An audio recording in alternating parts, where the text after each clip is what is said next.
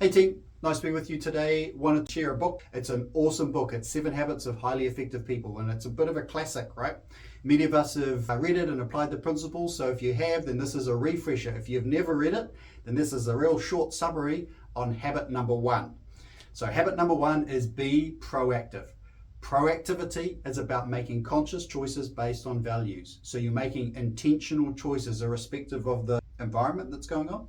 The second part of that is reactive. So if you're not being proactive, you may be in the reactive state, which is making choices as a result of the circumstances based on your feelings or drawn from your feelings. So i.e., I might have decided and predetermined and thought through when I get home when the kids are doing something that I don't really like. And I'm like, right, cool, so how am I going to respond to that? I'm going to work through this process rather than, man, I'm really tired today and fatigued and I'm feeling really elevated, so I'm just going to let them have it instead of thinking about, actually, how do I want to respond, taking a little step back.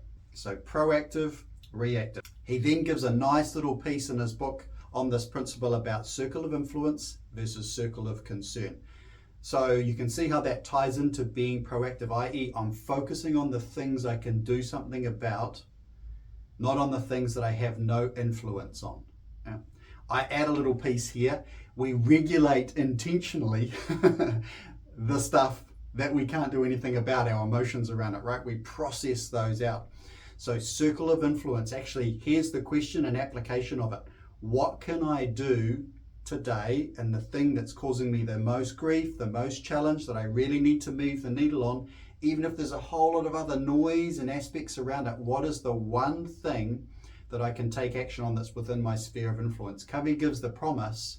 He says, if you do that consistently, your circle of influence will expand. You will build confidence in your relationships with others. They will have confidence in you to deliver and follow through on things you can do something about rather than complaining about the things you cannot. Okay, give it a go. That's me. Step up.